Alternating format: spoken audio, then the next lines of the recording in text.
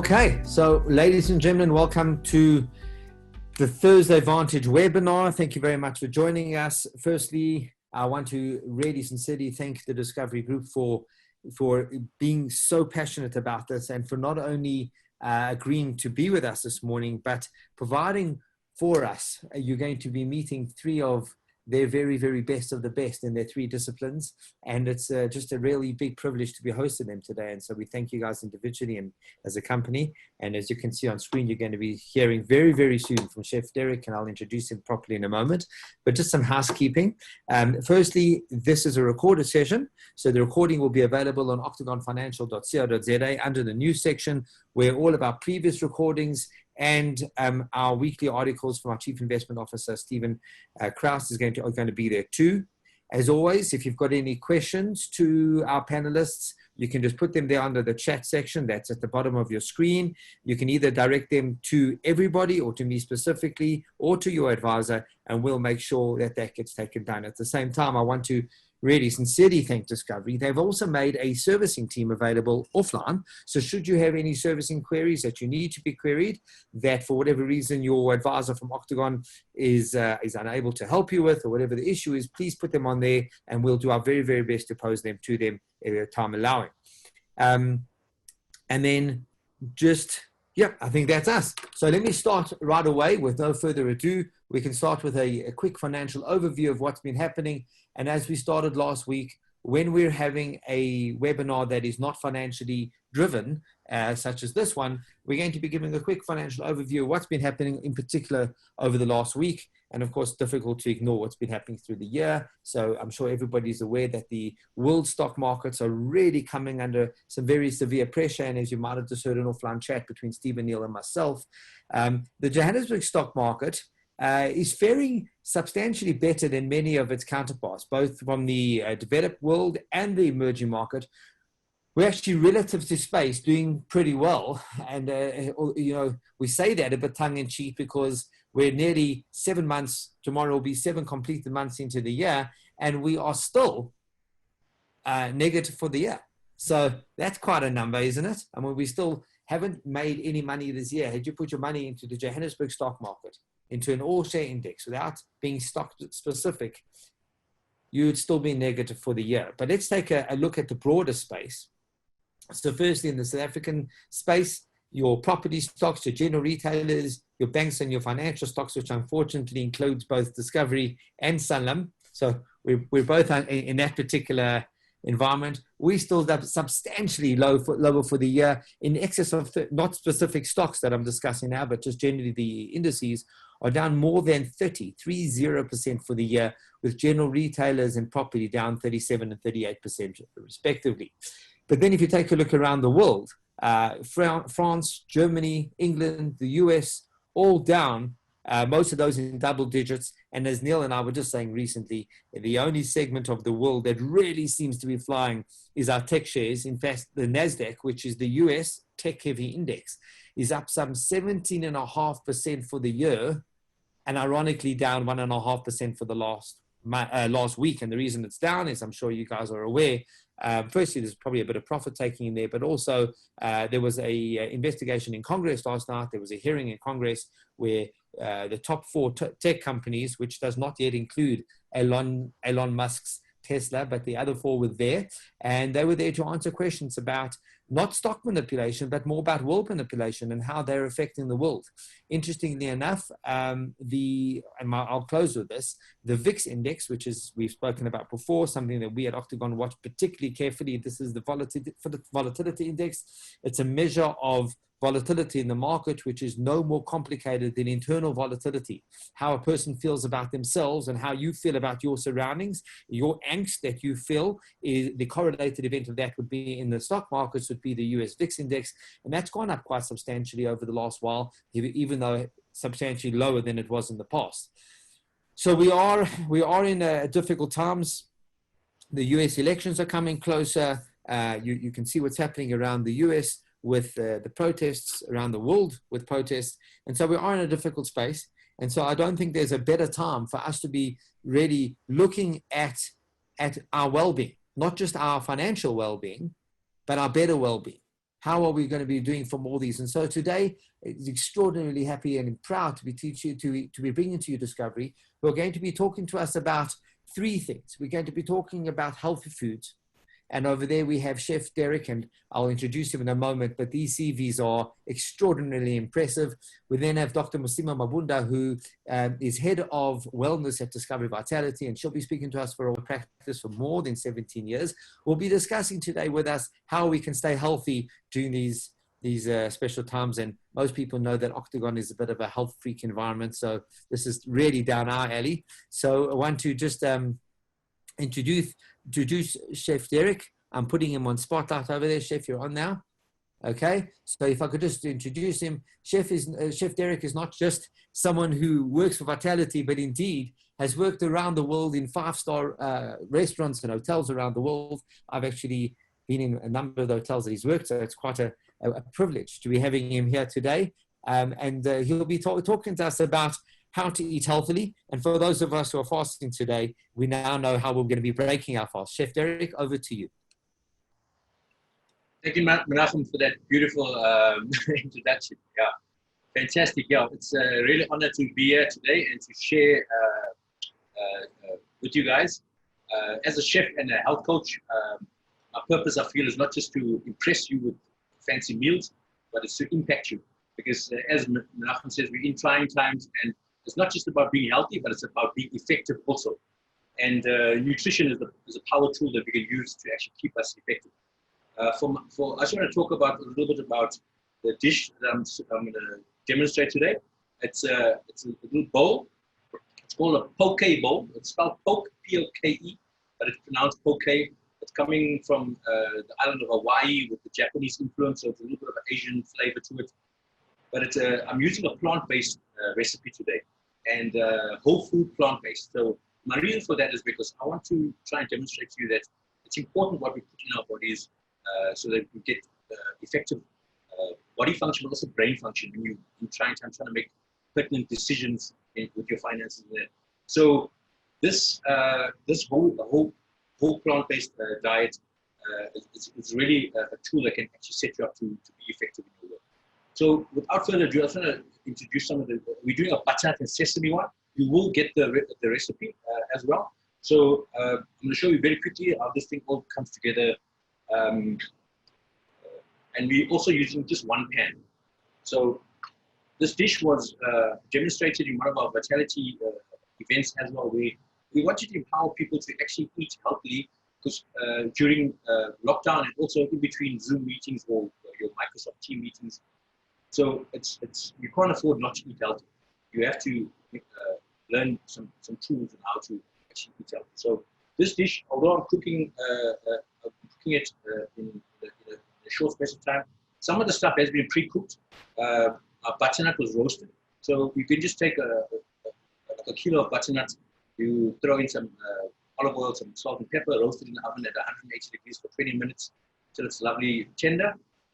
And I always talk about the numbers, the numbers that I cooked before. So I also use a trick called cook once, eat twice, or even 3 times. So cook big numbers so that you can actually have not leftovers, but sort of other meals that you can go to. So when you are pressed for time, you can go to and throw these dishes together. So let me kick off with this dish. So first of all, one of the first ingredients which will of course form the base of my recipe is this beautiful whole grain mix. It's got barley, it's got millet and quinoa. Lots of rich fiber, some protein as well in here. So the pan, I don't even need any olive oil at the moment. I'm going to throw in these grains and warm it up.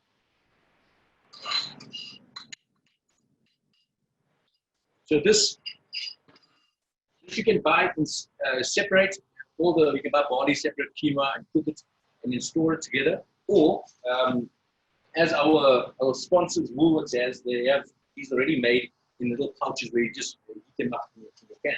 So there we go. We're going to boost this. Fantastic. I'm using a rubber spatula because I'm using a non-stick pan as well. And the non-stick pan will allow this not to get too sticky, and then the whole dish becomes awkward to do. So if you've got a non-stick pan at home, you are lucky, and this dish will work well for you. So I'm going to add a little bit, just a little pinch of salt and some pepper. So I'd like to just season the base of our dish. There we go. You hear the crackling of that now already?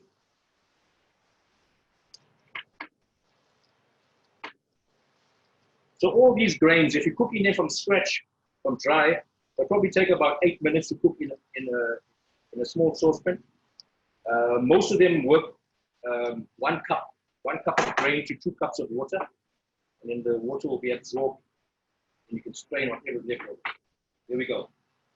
That should be ready now. And just bung that in as the base of my dish.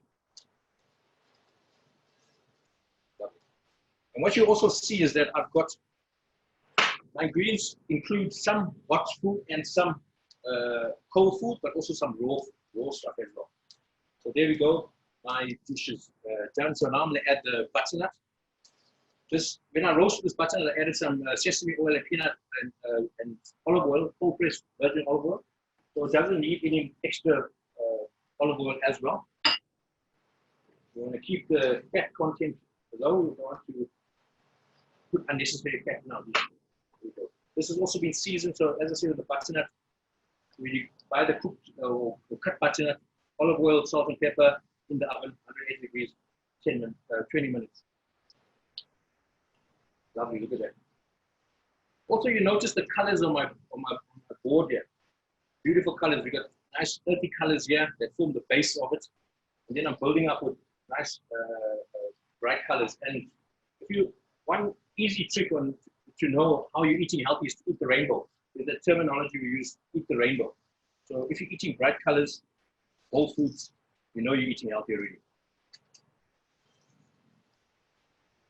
There we go, look at that. Smells amazing. Lovely sweet smell, scent coming off the caramelization as well. So the reason why I'm cooking everything separate and putting it into the bowl separately also, because I have this concept of mindful eating. My presentation is laid out mindfully, so I know what I'm eating. Also, when I put it back in my bowl, I'm looking at the colors, and that just gives me an appreciation for what I'm eating. I'm not blindly eating a burger that's been covered up by sauce in a bun. So here we go with the sweet peas, sweet fresh garden peas. These I've also cooked in advance, but if you're like me, I also sometimes eat edamame beans raw or these peas raw as well. So you can just throw it in the pan as well. This one I'm going to add a little bit of olive oil, like a teaspoon of olive oil, just to get it, get a bit of crispness on these. These are blanched for about 5 minutes in a pan of hot water, or you can just put it in a bowl and pour some boiling water over it. Let it stand for 2 or 3 minutes, and you put it into your bowl. There we go. Look at that, beautiful color.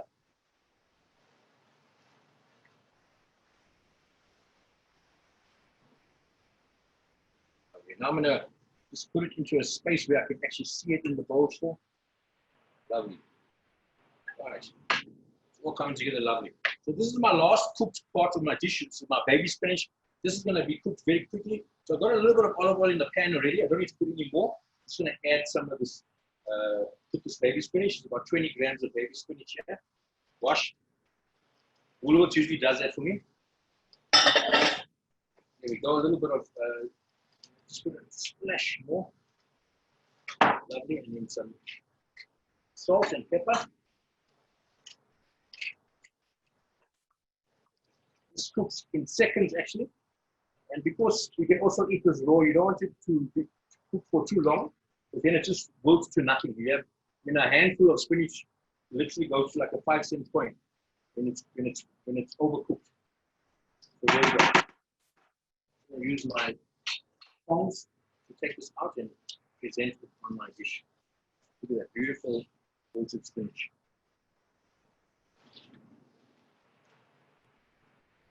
It's all coming together lovely. Beautiful. When we eat whole foods, really, there's a hormone that's called the hunger hormone. It's a hormone called ghrelin. Now, ghrelin is something that regulates your hunger. It's produced in your gut, but it's sent to the brain and tells your brain that you're hungry. And the only thing that switches off ghrelin is insulin.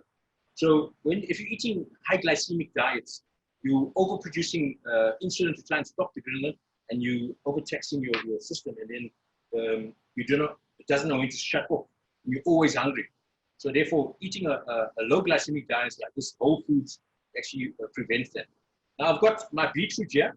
This beetroot, if you don't not buying already cooked beetroot, it's very simple to cook it. Take a double layer of foil, shiny side facing up. You buy about a half a kilo of beetroot. As is, just wash it, put it on top of that foil. Olive oil, salt and pepper, a little bit of garlic, and maybe some whole garlic and some thyme.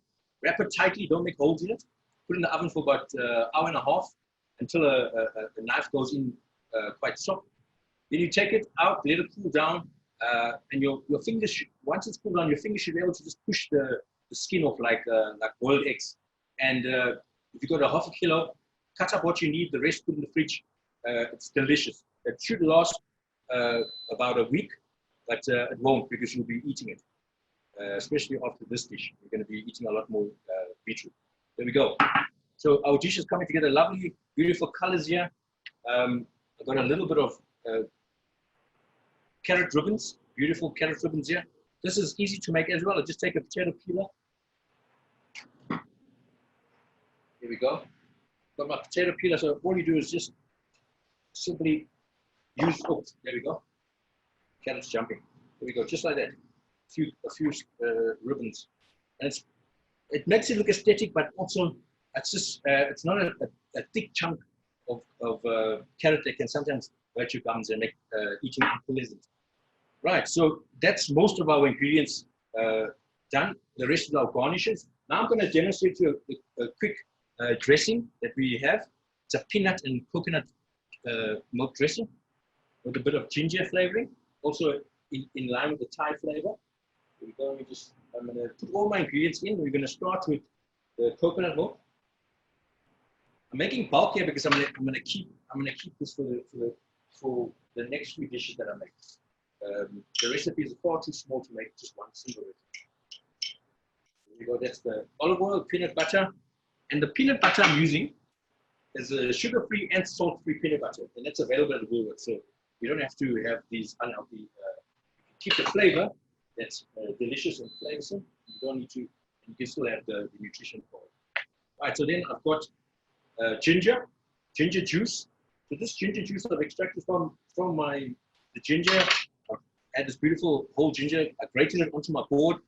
20 grams of it. Take it in your hand and just squeeze it, all that goodness out. You know, the fibrous part can stay away because you just want the beauty of it. There's enough fiber in this dish to leave out the fiber from the ginger. Then I'm going to add in, here's my dressing warming up. And in winter, it's good to have, although we got some cold foods and mixed with our hot foods, we got a warm dressing in. So that's going to offset the fact that you're thinking, oh, we're having a cold dish in winter. But it's actually not. The dressing just warms and brings everything together. There we go. So this is our lemon juice.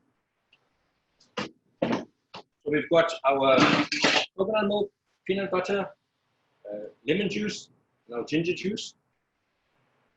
Let's all come together. Take it off the heat. Just melt that peanut butter in there. Right. Then I'm going to just add some salt and pepper in there as well to season it. Beautiful. Look at that. Lovely. All come together beautifully. Oh, the smell from this is amazing. I love that smell, the combination of the ginger and the peanut butter. Fantastic. Just get the taste buds going. Sorry, Menachem, I know this is challenging for you guys, but you'll enjoy it later. There we go. Look at that. Beautiful. I'll show you up close of this just now. Lovely. Now we're going to garnish it. I've got this beautiful mix of nuts and seeds here, which just adds a little bit of added fiber and some protein. Fiber is good for the guts as well. So I'm going to add, it's got sesame seeds, some poppy seeds, it's got pecan nuts, peanuts in here as well. It's just for texture also. So I'm going to just garnish it a little bit of that, like a tablespoon of that. Got some sesame seed as well here, just to add some. And then for a little bit of added healthy fat, and that, you know, you can either, it's an optional extra. You can either put some tuna or chicken on top of this if you really want something other than plant-based protein. You can put some leftover, if you've got some Woolies roast chicken laying in the fridge there that you didn't know what to do with, you can shred some of that and put on. I'm just going to take some of this, off this avocado and place it on top as a beautiful garnish there as well with that. And then I'm going to add a flour. I'm one that eats flowers. So these flowers, I've got, the color in the flowers is actually a tannin. It's almost like your grapes from your wine. When you're making wine, you get that color out of it. The tannin from that is good for antioxidants and also good for heart health. You know, they say wine is good for heart health, but it's actually the tannins in the grape that actually make it healthy. But there you go, my plant-based poke bowl with roasted sesame seeds and beautiful peanut and ginger dressing. Fantastic, easy to make during your Zoom meetings. Lovely. I think I know I'm gonna enjoy it, so I hope you guys do. So thank you very much, Chef. Looks fantastic. Let me just bring it closer so you guys get a more front row seat. Look at that. Look at the colors. Beautiful. That looks amazing. I certainly know what I'm having for dinner tonight. Ladies and gentlemen, I've also included, thank you to Susan, I've included the recipe for this that Chef has put online. I've included it in the chat function, so if anybody wants to take a look at the video and then look at the actual menu, it's there, the recipe's there as well. Not the menu, sorry, the recipe is there. So thank you so much, Chef. I know what I'm breaking my fast on this evening, and I know that it was a healthy, high-protein diet, which is, I suppose, what we all need today. So thank you very much. Ladies and gentlemen, I'd now like to move on to, sorry, I was going to just take you off, but let's try to cancel. There you are. I'm now going to be, sorry, got a bit of a technical glitch here. No, doing good.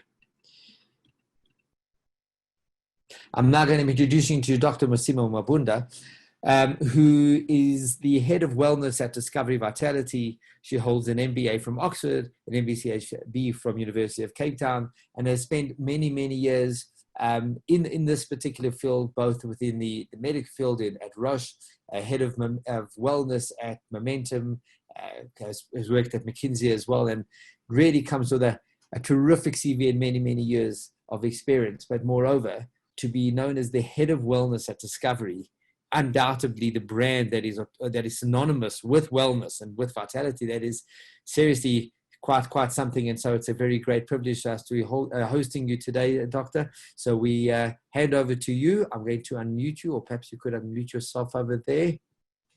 Oh yeah, there you go. The floor is yours.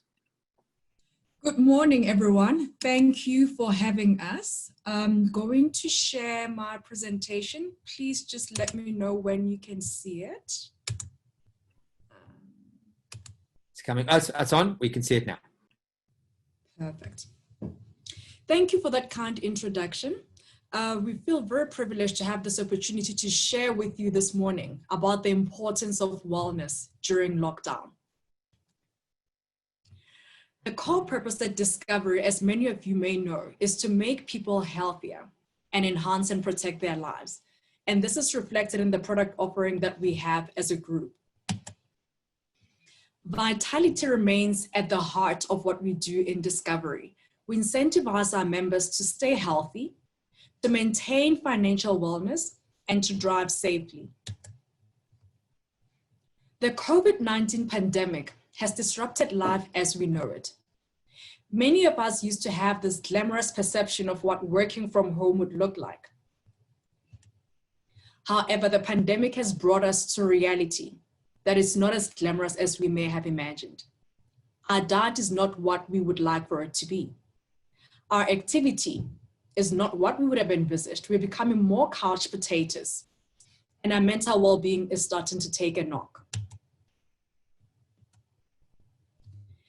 What this pandemic has shown is that the nature of risk continues to be behavioral. I think many people who are familiar with Vitality, you know that we incentivize adoption of healthy behaviors so that you can enhance your physical health and your mental health, as evidenced by our program focusing on exercise, healthy eating, and most recently, mental well-being. As we fight the COVID-19 pandemic, we know that again, the nature of risk is still behavioral.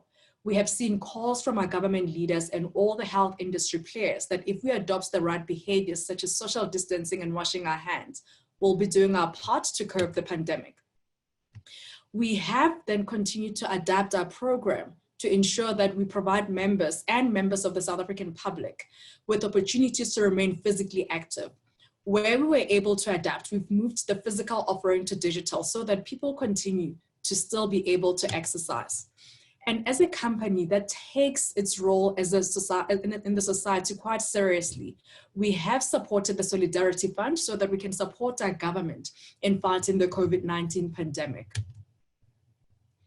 Our pillars, as many of you would be familiar, include nutrition, physical activity, mental well-being, screening, and prevention. Pre-pandemic, we've always known the importance of physical activity. And looking at the Vitality data, we've known that those people that exercise a lot more frequently have a less likelihood of dying, so they increase their lifespan. With that knowledge though, we were not exercising as often as we should. We've known that physical activity is key, but the levels of physical activity were not commensurate with what one would have expected them to be. Lockdown has unfortunately had an effect on physical activity.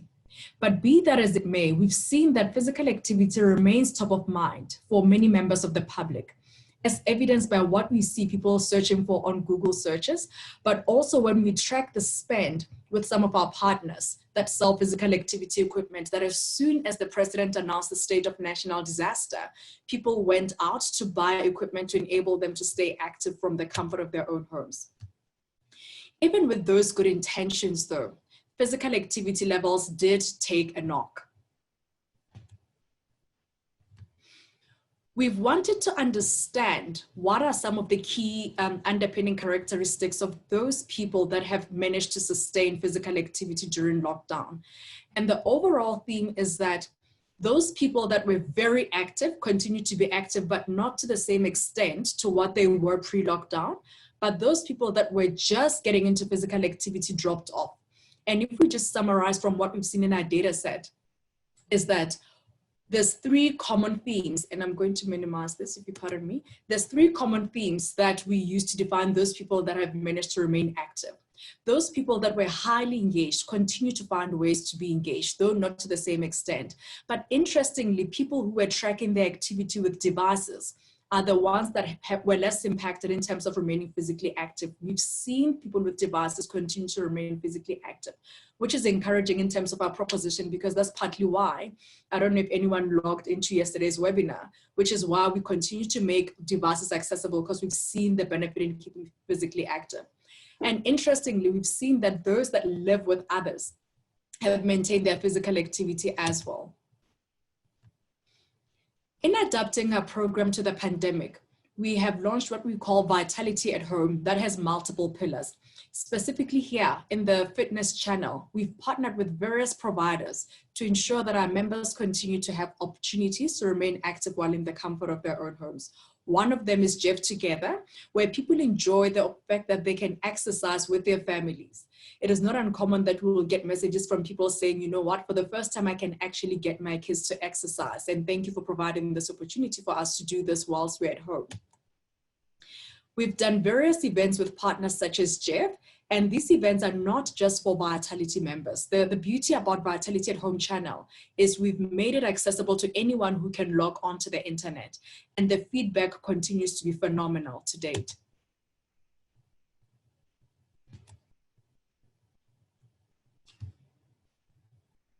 Moving on to mental well-being. We have known that mental well-being is a key health risk, which is why at last year's launch, we did speak about introducing the mental well-being module in our program.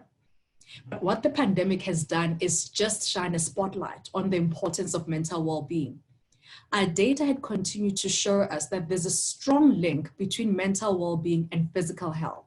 We've known that the more physically active you are, the better you are with regards to your mental health and well-being. And throughout this pandemic, mental well-being has been top of mind, and I think many of you on this call would actually relate. We see people increasingly searching for apps that will support their mental well-being, people looking for options to do yoga, and people starting to be concerned about the effects of isolation given that we are in lockdown. And the news articles, if one just reflects from when lockdown started to date, continue to be dominated by mental health and mental illness. As I mentioned earlier, we have analyzed our data set and can confirm what many people actually are hypothesizing, that those individuals that continue to remain physically active have a lesser burden of mental illness. They see benefits of mental well-being by remaining physically active, which is why in our program, you would notice the slight bias in trying to push members and encourage them to be physically active, because we have seen that the ripple effects of you being physically active cut across all the pillars of health and well-being. Within Vitality at Home, we have the mental well-being platform, and in there we've got a mental well-being channel. In there you'll find options for you to learn about what it takes to be mentally well and healthy. We've got psychoeducational tools, and we also have platforms that you can leverage to support your mental well-being. I would encourage anyone who has not actually visited this page to actually do. We're seeing quite a number of people that are starting to visit this page and participate in some of the mindfulness tools that we have. And if you are a Vitality member, I want to take this opportunity to encourage you to do your mental well-being assessment, because they provide a powerful educational platform in making you aware about what is mental well-being, what are some of the pillars that underpin mental well-being and mental health, and what can you start to do in your own space to ensure that you're mentally well. Our diet has always left a lot to be desired for. And I'm glad Chef Derek just demonstrated the most magnificent meal that is actually simple to make.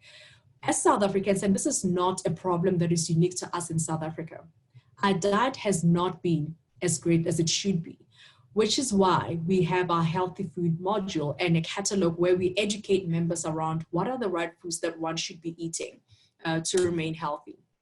And we have known that a poor diet has negative health effects, and it also impacts mental well-being. We've since partnered with many of our collaborators, including Chef Derek, to have the Vitality Home Cooking Channel. And with this channel, we're hoping to inspire everyone, irrespective of whether you are a Vitality member or not, to cook healthy meals from the comfort of your own homes. This is a very interactive channel. We update the content regularly because what we want to see as a success factor is to use this lockdown period to educate people on the right eating habits, and hopefully we'll start to see shifts in behaviors as we go. So for me, what I'd like to leave you with regards to wellness and wellness during lockdown is physical activity is important. We need to be mindful to stay active. It's easy during lockdown to find that you spend most of your time being sedentary and sitting on the couch. Healthy eating is powerful, and not only for your physical health, but for your mental health. And you don't have to do this alone. We've got Vitality at Home, which is open to everyone. And within there, you get inspiration on how to do things the right way. And I encourage you to visit our mental well-being channel to learn about what mental well-being is, what are some of the tools available for you to share. And we also have links to external platforms that you can leverage to support you in your mental well-being journey. And true to our program, where we have seen that incentives are a powerful mechanism to get people to adopt the right behavior, we continue to tailor our rewards to ensure they remain relevant during the lockdown period. Many of you who've engaged with our program during lockdown would be aware of some of these benefits. And as highlighted in the webinar last night, is that we are continuing the Healthy Living Benefits Special, where we are doubling the cashback rewards. I thank you very much. And some of the parting thoughts again is, do not be intimidated. Start where you are and set a goal that is achievable to you, because the beauty about certain micro goals is they build up and you will ultimately get to a fitness level that is commensurate with your health and well-being. Start somewhere in terms of cooking healthy. We've got a timetable on the Vitality at Home webpage, nutrition. Pick something that resonates with what your family eats. Start there, and as you move along, and if you follow our Healthy Care catalog, we start to recommend shifts in terms of what you should be using in your menu items. And before you know it, when you look back, you will see that you're actually eating healthier than you did before lockdown. And again, relax. We are all going through the same challenge with regards to the strain we're taking with the pandemic. You're not alone. Connect with others and leverage the resources that are available to you, either through Vitality and other platforms that you may have access to be able to manage during this time that we find ourselves in. And what I would like to leave you with is please stay safe, stay healthy, and stay rewarded. Thank you for having us. Thank you very much. Thank you. That was absolutely superb. Absolutely superb. I just have to say before I hand over to Marie that, active sportsman, and I was quite skeptical about this whole Vitality thought thing and you're buying your watch through Discovery. And I must say I was quite a skeptic. And I noticed two things. That firstly, that of probably the 4,500 kilometers I run a year, at least 1,000 of them was because I wanted to get my points on Discovery. Okay, I really didn't feel like running that day. I didn't need the run. I'd already done I was quite fine, but I was a little bit nervous about not making my quota. So, and it wasn't because I bought a watch, it's because you needed to get 1,200 points a week. And I was just very keen on getting my 1,200 points a week. And so there was at least 1,000 out of 4,500 kilometers a year that came as a result of Discovery. And so thank you. I'm sure my bio also says thank you for that as well. But on a separate point, I have a number of friends who were completely inactive, just really people who just naturally thin, didn't have to do exercises, so they believed. And for whatever reason, they bought their watches through Discovery, and they've gone from completely inactive, couch potato personified, to very, very active people. And lastly, in my own family, it's just been wonderful to watch my wife and my kids get on board and just becoming part of this whole way. And I have to commend Discovery for being not only proactive in the field, but in particular during COVID-19, how they've been incredibly proactive about immediately dropping the point requirement, making the point requirement very attainable, very achievable, making it real, and not just, unfortunately, like so many other companies, just staying in theory world. And they've made it very, very practical, not to mention what Dr. Masimo was speaking about on the website. So Dr. Mabunda, thank you so much for everything you've given us this morning. And now, without any further ado, I'm going to hand over to Mary Leach. Marie has asked me not to put onto Spotlight because she expects us all to be very much part of this actively. This is not a theory practice now. Is that correct, Marie? You want us all part of this? Okay. So ladies and gentlemen, take your earphones off, put your loudspeakers on, and start listening to Marie. And I think this is going to be quite a phenomenal one. So ladies and gentlemen, over to Marie. Thanks so much. Welcome everyone. My name is Marie Leach. I'm a biokineticist. I've been in private practice, and then I also consult for Discovery Vitality, looking after all the clinical work in the physical activity space. So I'm just going to start with talking a bit about posture, so you can just sit for now, and we're just going to, I'm going to give you a few tips on how do you maintain good posture when you're working at home from a desk that's not your ergonomic chair, all the fancy chairs and desks that you have at work, and just to help look after your back and your neck. So there are three key areas when you're sitting at your desk. Is you need to look at your chest position, okay? So we want nice open shoulders. And then secondly is the head position. And then lastly, we want to look at our hips and our legs. So when you look at the chest, what a lot of people do is they think they need to squeeze their shoulders back, okay, and then use the muscles. But that's actually incorrect, because you can't sustain that, and it actually creates a lot of tension in the upper back and shoulders. So it's as easy as just lifting up your sternum. So you can see the moment you collapse down, you drop your sternum down, you also compress the lungs, and it like inhibits breathing. And it also rounds your shoulders. And immediately when you do that, your chin also pops forward. Okay, and our heads are heavy. So when we're sitting in that position, or you're leaning onto your desk like this, and your head's forward, you'll start to build that tension in the back of the neck, because the head's heavy, and that's often when you get those tension headaches from, and those really tight upper traps. So by just lifting up the sternum, you'll see it immediately opens up the shoulders, and then it brings the chin back into its natural position. Another key element is to make sure that you're not reaching too far forward with your keyboard. So bring your keyboard a bit closer. You want your elbows to be close to a 90-degree position. So it just depends on your setup at home. But ideally, put it right in front of the body. Don't sit skew. Work with computer on this side and your body's facing backward. So keep it straight in line with your shoulders. And then when you have the keyboard close, it's also easier to maintain that upright upper back position. And when you're in that position, I'm just going to move back a little bit. So I do have a chair here. I can't see it with the screen. But I actually prefer to sit away from the backrest a little bit. So you need to push your hips all the way back into your chair. Okay, so your chest is up and just slightly off the backrest. And then I can maintain this position for a much longer period because my lungs are open, I can breathe properly, and also can keep my head in a neutral position. All right.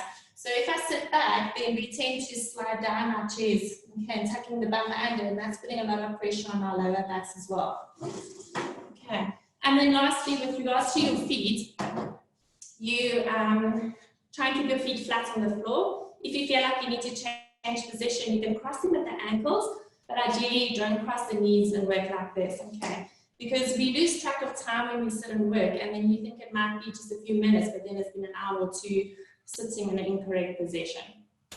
Great, so now we'll get to the practical side. I'm going to show you today just a few tips, a few exercises you can do, and I'm going to keep it quick because we don't have a lot of time and I want it to be easy for you to implement. All right, so first thing, you just want to move the neck. So you're going to just look from the left side and then over to the right shoulder. Okay, just nice and easy, don't force the movement. Okay. And just feel like it's easing out. So as you move through it, you should feel it getting easier. Okay, then we're going to go and put our chin down on our chest, and then you're going to look up to the roof. Okay, if you feel a pinch in the back of the neck looking up, then don't go too far. Okay, stretching it out. All the way down, all the way up. Good. Okay, then we're going to do some shoulder rolls. Nice big rolls. Let's go 5 big circles with the shoulders in one direction. Nice and big. Shrug it all the way up, pull it all the way back. Okay. And then we're going to go the opposite way, going to the front. Nice. Okay, next one, put your hands next to your ears. This is like your cat camel that we normally do for our backs. Just going to do it in the chair position. You're going to come down, put your elbows down on the thighs, and then you're going to reach up and look up to the roof. Okay, squeeze your elbows back. Here we go. And then come down again, elbows on the thighs. Take a deep breath in as you reach up. Deep breath in. And breathe out. Okay, and breathe in. Deep breath in. And out. And one more. Deep breath in. And out. Okay, so it's important to bend backwards because we spend a lot of time moving forward. And now you're going to take your right arm, so take your right arm, straight arm, and you're going to pull it across with your left hand. Make sure you drop your shoulder down, okay? That's it, and you should feel a nice pull in the back of the shoulder. Make sure you're not slouching, so keep that chest up, right? Good. Okay, and we're going to move over to the other side. Pull your arm across. Nice. Good. Okay, now we're going to open up our chest. I'm just going to turn sideways. You're going to put your hands behind your back. You can rest it on the chair. And you're going to push your chest through so you should feel a nice stretch in the front of the shoulders. Here we go. And then relax a little bit. And then a big push forward again. All the way forward. Nice. And relax. And one more. All the way forward. And relax. Great.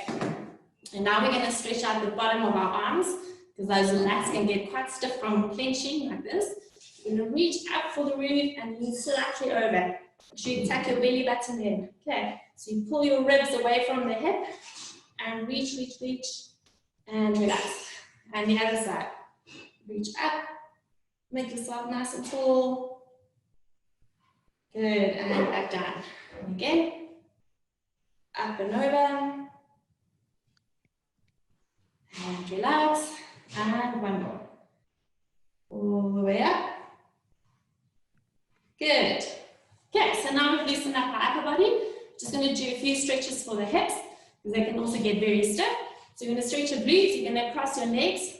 You're very stiff and you can't do this. You can just straighten the bottom leg and then lower your knee down. Okay, make sure you sit up nice and straight. And you should feel a nice pull in that left bum if your left leg is on top of the right knee. Okay, and you just sit like that. Take a few deep breaths. Good. And then you swap legs again. Cross the other leg.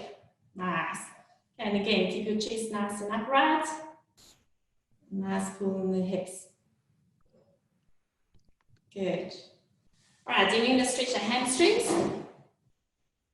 Show you my leg position. Okay, so you can bend the one knee, straighten the other one, and you're going to reach forward. I don't know if you can see me on the screen. Okay, one knee bent, and you reach forward. Try and touch your toes.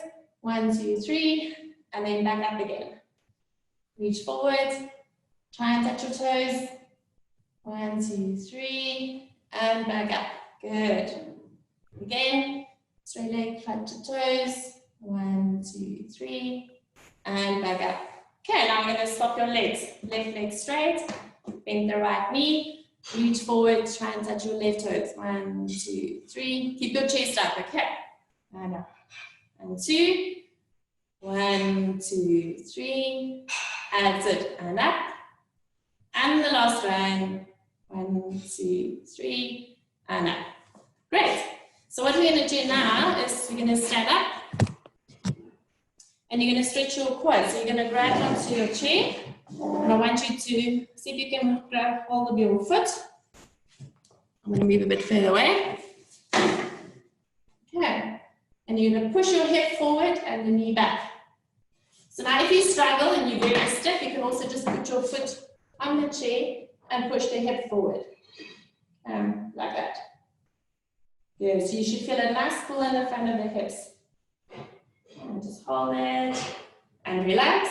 And then forward again. Push, push, push. Go forward. And relax. And then we're going to swap legs. Put your other foot on the chair or grab the other foot with your hand. Okay. Push the hip forward. That's it. And relax a bit. Push the hip forward. And relax.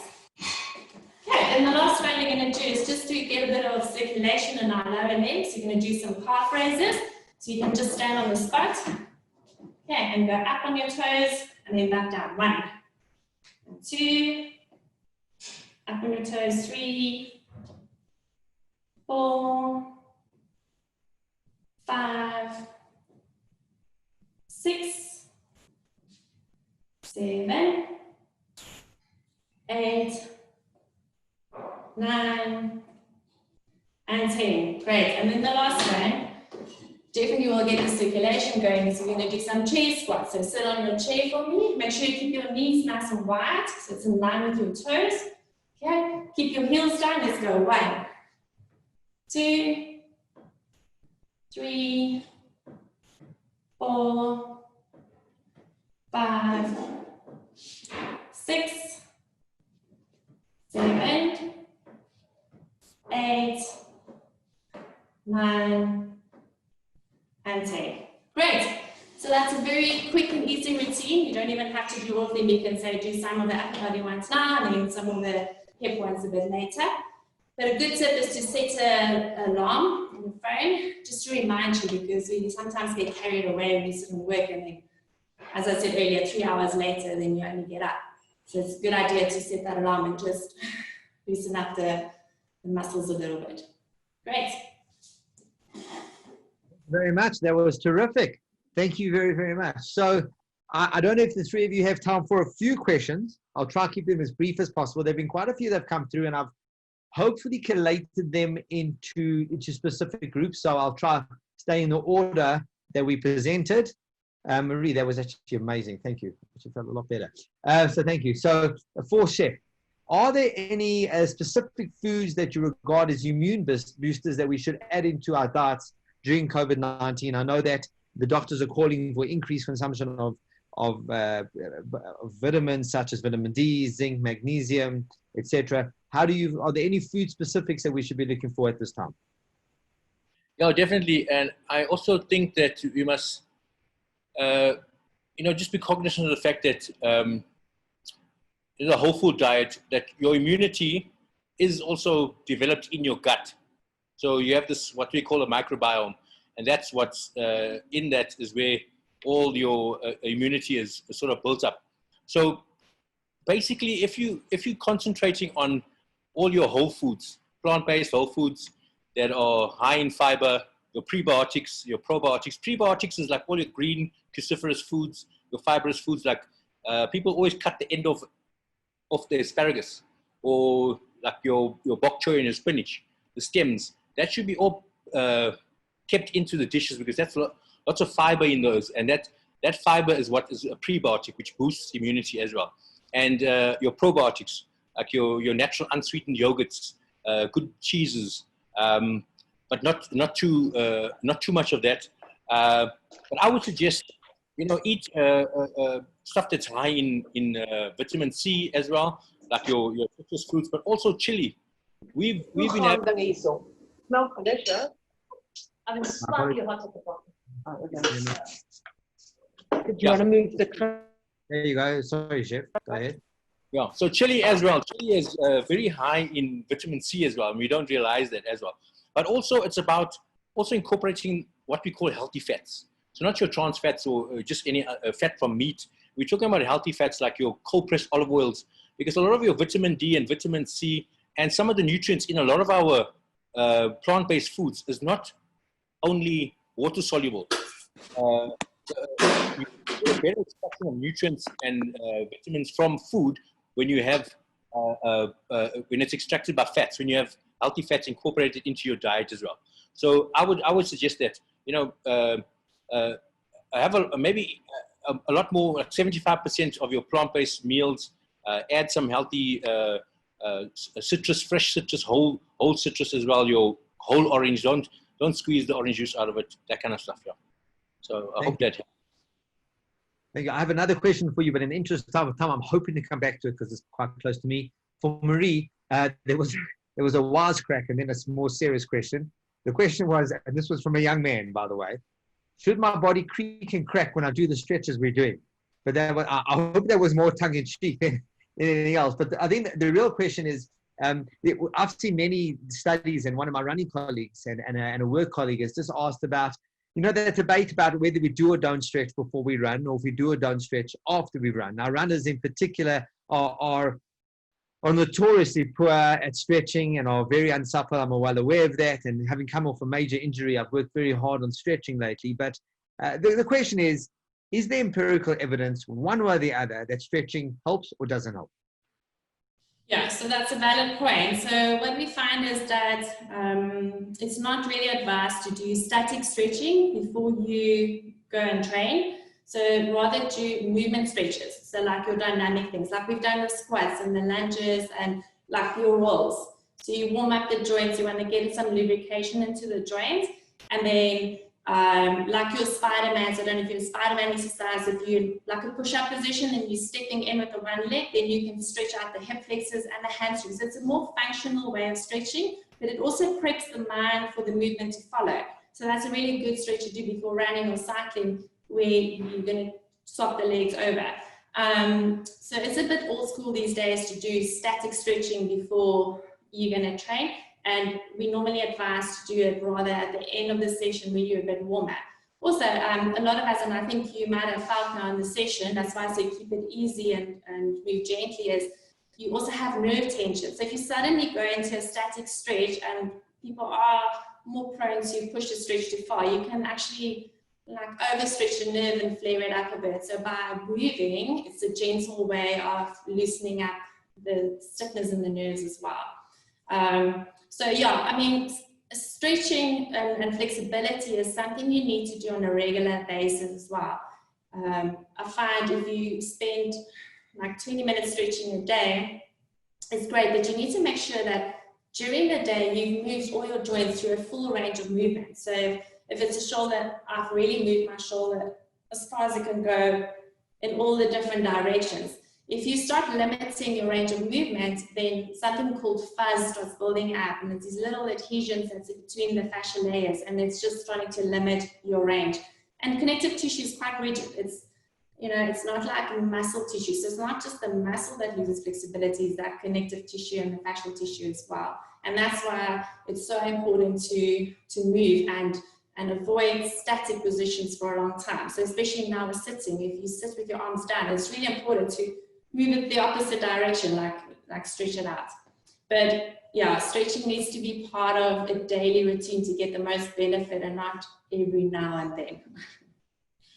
Thank you for that. So Dr. Mabunda, I've got a question for you. You actually have a very personal colleague who runs with me, and so I've long asked him for the information, and he's not been very forthcoming. So maybe you can put us in the right direction. So one of the things that we are so interested in seeing is, with all this data that the Discovery team have been able to collate,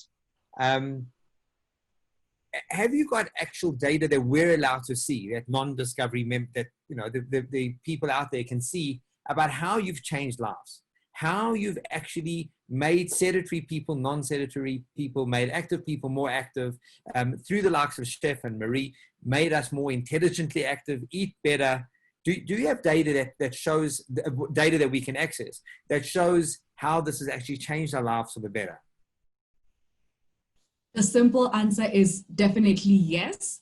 A publicly available study that I can think of that pops to mind is the Apple study that we published 2 odd years ago, that essentially shows that incentives work. Because remember how we drive the right behaviors and vitalities. We leverage behavioral science principles and apply incentives to get people to adopt the right behavior. And the Apple study definitely showed that incentives work. People were able to adopt physical activity numbers, and not only adopted but sustain physical activity.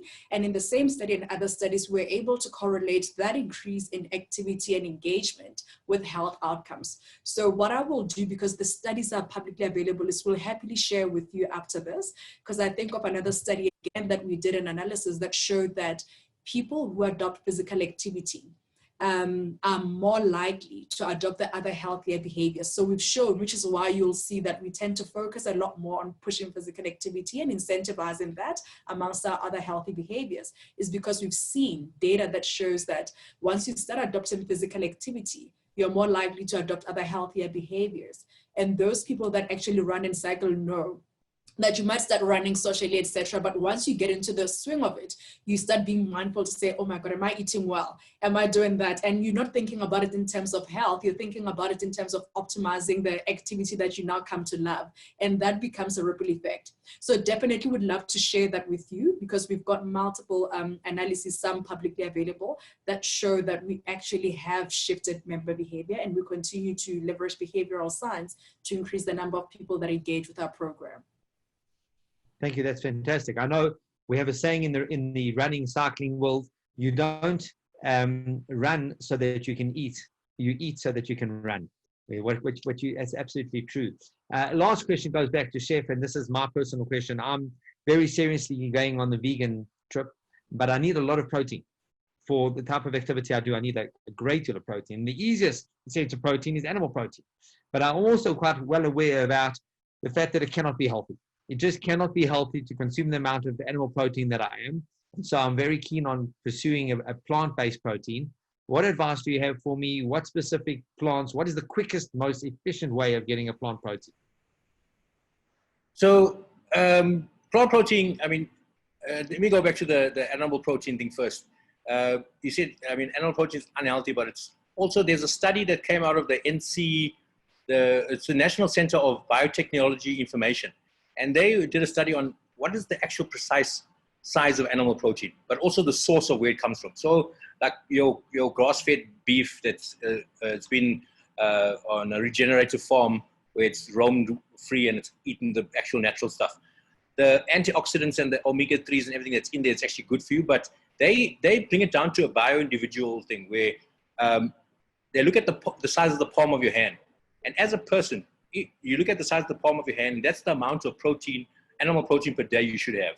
So if you're a big guy, you have a lot of protein because your body needs to metabolize that. But so that was quite an interesting thing in terms of the source of your protein, your animal protein, but also the size and portion of it. It needs to be proper, because when you overburden your your digestive system, you also get into that's where it becomes unhealthy. But there are such quick tools that you could use in terms of transferring to a vegan diet, and there's endless sources of plant-based protein, and that's like your quinoas, your pulses. Also, there's a Dr. Joel Furman who, while I was studying integrative nutrition, in 4 decades, he put together what is called the Andy list. So it's an aggregated nutrient density index. So he looks at nutrient density rather than caloric density. And if you look at all the top green cruciferous foods, it starts from kale to your spinach, and it actually gets down to, so most of your plant-based ingredients have actually got a higher nutrient density than animal-based protein.